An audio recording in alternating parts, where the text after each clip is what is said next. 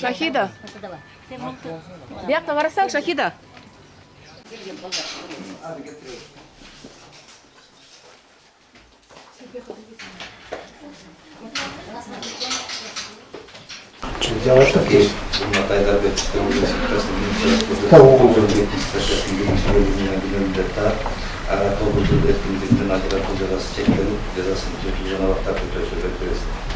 Кыргыз Республикасынын Кыргыз Кодексине 61 статьясы негизинде алдын ала камакта жаткан ар бир күнү 2 күндөн өтөлүү деп эсептелип, жаза өтөөсү Асакеевге 11-декабрь 2010 жылдан баштап эсептелсин. Кыргыз Республикасынын 2014 жылдын 22 январында адамдардын жалпыга таанылган декларациясынын 65 жылына байланыштуу мунасыз жөнүндөгү мыйзамдын 3-беренесинин 1-бөлүгүнүн 3 пунктуна ылайык Асакеевдин жазасын өтөлгөн мөөнөтү 3-төн 1-ге кыскартылсын. Имашев Алишер Белекбаевич Кыргыз Республикасынын Кыргыз кодексинин 339 статьясынын 2-бөлүгүнөн мүнөттөп табылып, ага 4 жыл эркинен ажыратуу жазасы чектелип, жазасын жата тармактарда өтөсүп өтмөсүн. Кыргыз Республикасынын Кыргыз кодексинин 61 статьясынын негизинде алдын ала камакта жаткан ар бир күнү 3 күндөн өтөлүү деп эсептелсин. Жаза өтөөсү Имашевдин 25-июлдан 2010 жылдан баштап эсептелсин. Асакеевдин жана Имашевдин бөлөктүү чаралары камакталып калсын.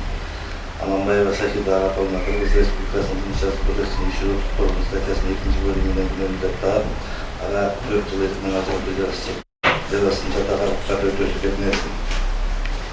Кыргыз Республикасынын Кыргыз кодексинин 61 статьясынын негизинде алдын ала камакта жаткан ар бир күнү 3 күндөн өтөлүү деп эсептелсин. Жаза өтөөсү Аманбаеваныкы 11 декабрь 2010 жылдан баштап эсептелсин. Аманбаева Шахида Араповна жаза өтөө мөөнөтү өткөндүгүнөн сотталуудан бошотулсын.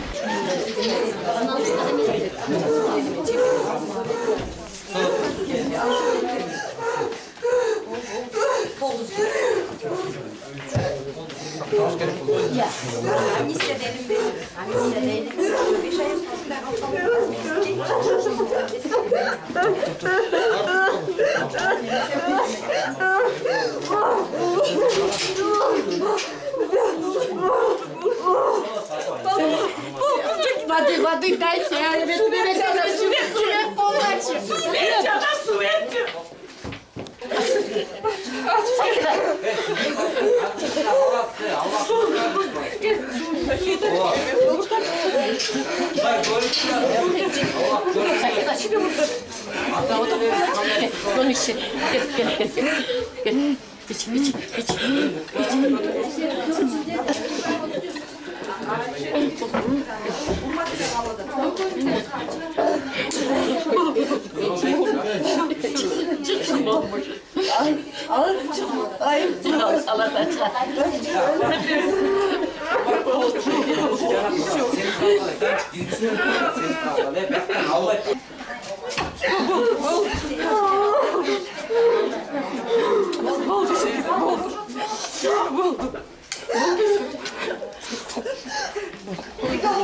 Успокойся.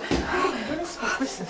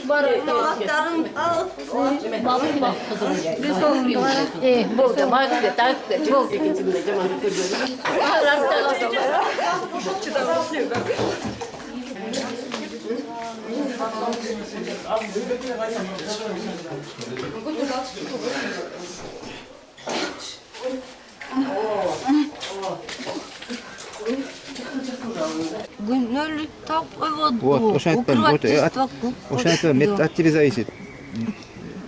Макул эмес болсоң, кайра баштайбыз ишти. Макул десең, мен айта албайм. Сага тебе решать. 3,5 жыл жөн О, отуруп. туура. Чечим ошону өзүң ойлоңда. Успокойся. Бул жерде сурок жок. 10 күн, 15 күн деген 1 жылдан кийин, 5 жылдан кийин кайрылам десең да өзүң эркиң. Бирок бул урматтар жөн калбаса керек деп ойлойм мен. Берки Аскеев, Жумашевтер. Мен оюмда. Сен деле билбейм. Ак жерден күйүп атасың. Мен деле жазсам, мен неге мага укрывательство коет? Мен күнөөлүү эмесмин. Мен билбейм ким өлтүргөнүн. Көргөн да эмесмин. Аны деген токмоктун оперлери сабагандан кийин жазылган показаниялар. Ушундай абалга чейин жеткичти, психологически травмировать этип. Жазабыз, Күмүшбек байке жазабыз. Мен даярында. Шахида, сен эгер ушул Мен эмеге чечим кандай макул эмесмин, но эметип мен кызым жанында, мен ошого эметип сүйүнүп атам. Бирок азыр кичине кызым лечение алып эметкенден кийин урматтар Кудай буюрса чыгып эметкенден кийин кайра жазабыз биз. Мындай не согласны приговор менен. Токмоктун эмесин, решениясын мен 100% колдоп эметип аткам. Ошонун эмеси менен как надежда менен эметкем да. Ошол эмесин күчүнө калтырат деп. Эмне себептен күнөөлүү деп табышты мен мисалы түшүнбөйм. Иш боюнча ушул кыздын гана көрсөтмөсү бар болчу. Башка эч бир далил жок. Анан эмне үчүн буга баягы кылмышты жашыруулук деп койгонун да мен түшүнбөй атам. Эми мындай чыкты, ага сүйүнүп биз ал менен токтоп калбайбызбы деген оюм барбы? Акыйкатка жетебиз го? Анткени мен өзүм ошо иш боюнча келдим да. Бул жерде Өгүз дагы өлбөсүн, араба дагы сынбасын деген чечим болуп калды. Себеби бул үчөө тең акталыш керек эле. Булар ошо көргөзмөнү оперативниктердин уруп сабагандан кийин айласы жазылган көрсөтмө. Бул өзлөрүнүн көрсөтмөсүнөн башка бир дагы баягы далилдөөчү эч бир жагдай жок. Ошого карабастан күнөөлүү деп таап атат, баягы укрывательство деп жаап жашырып койгон кылмышты деген берене менен 4 жылга мөөнөт берди. Бирок мен ойлойм бул акталыш керек эле деп.